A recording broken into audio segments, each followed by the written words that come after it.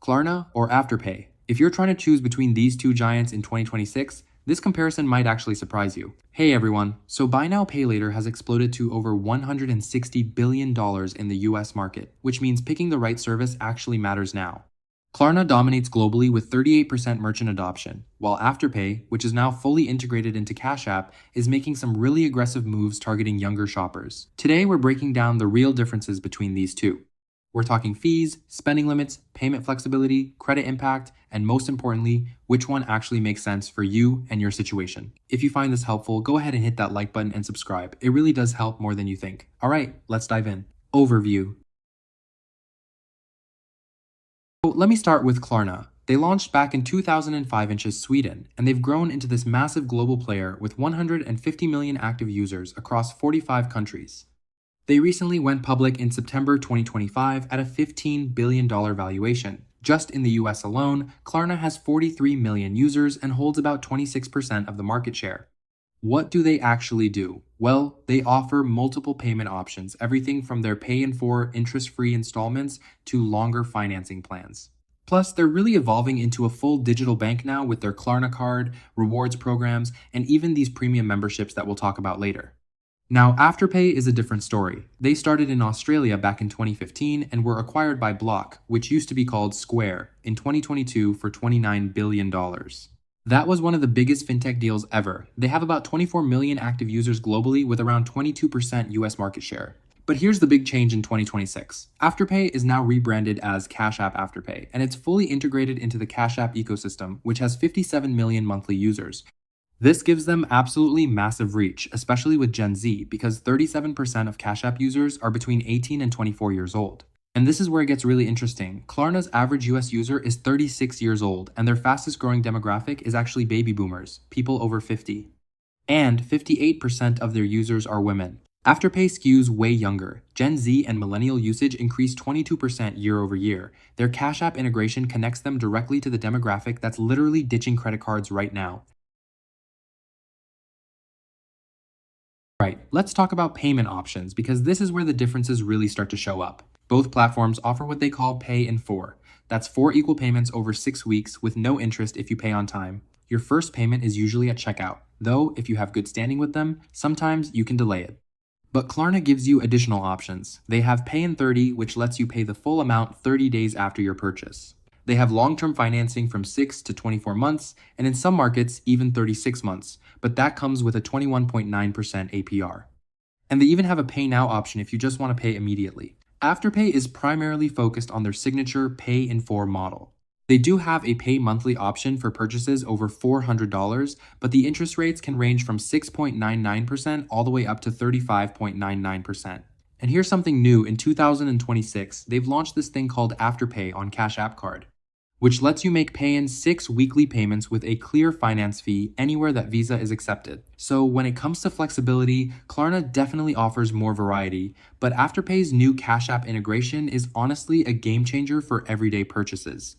Now let's talk about fees and late payments, because this is super important. With Klarna, there's no interest on pay in 4. If you're late, there's a $7 fee after 10 days. The maximum late fees cannot exceed 25% of your purchase amount. And if you're using their one-time cards at stores that aren't Klarna partners, you'll pay a service fee of $1 to $3, but that gets waived if you have their Klarna Plus membership, which is $9.99 a month. Afterpay also has no interest on pay in 4, but their late fee is a minimum of $8 per missed payment. For purchases under $40, it can go up to 25% of your order value.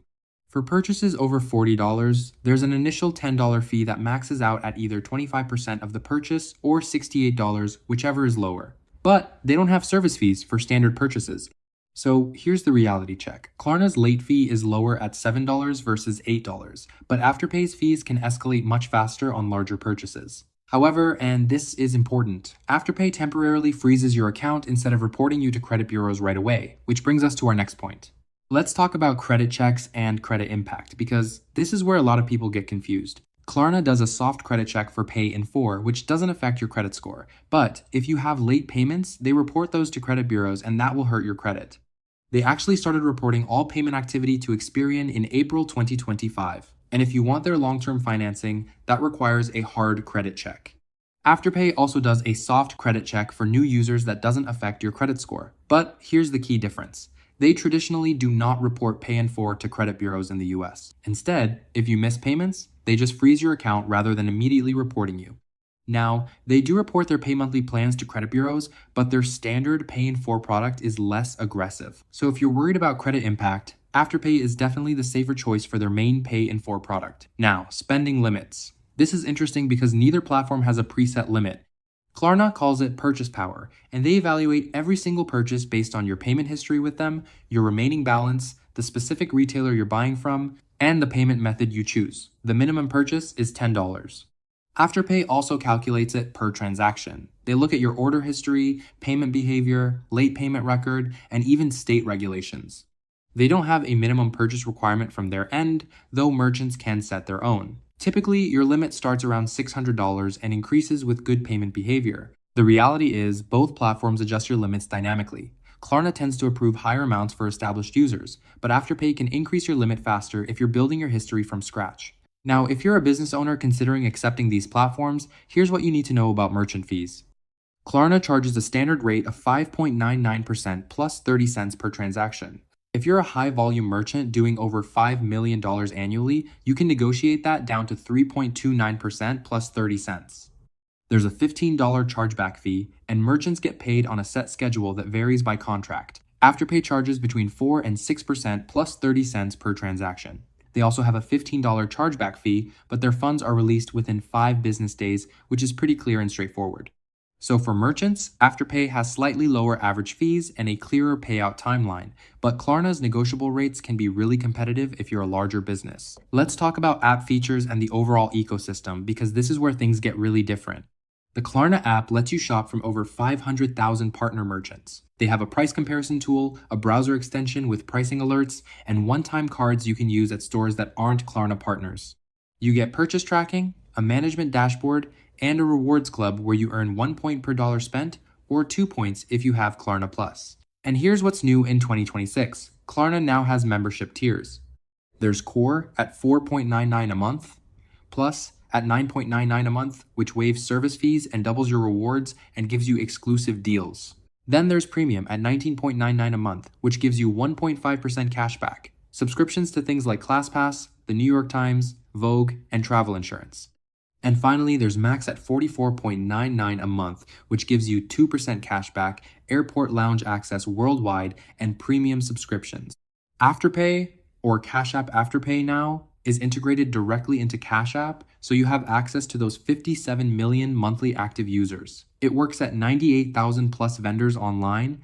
You can do in-store shopping with a digital card, and they send you payment reminders to help you avoid late fees. What's new is this Afterpay on Cash App Visa Debit Flex Card that literally turns any Visa purchase into installments. And you can even pay over time for past Cash App card purchases within 7 days as long as it's at least $25. You don't need pre-purchase approval for post-purchase financing, which is pretty cool. So when it comes to app features, Klarna wins if you're a dedicated shopper who wants rewards and all these perks. But Afterpay wins for convenience if you already use Cash App for payments, banking, and investing because it's truly an all-in-one ecosystem. Quick word on global reach. Klarna operates in 45 countries and they're really strong in the US and Europe, especially Sweden, Norway, Germany, and the UK. Afterpay is in the US, Canada, Australia, and New Zealand. They're also in the UK, France, and Spain where they call it ClearPay. And they absolutely dominate in Oceania with almost 66% market share. So Klarna wins for international reach, but Afterpay dominates Australia and New Zealand.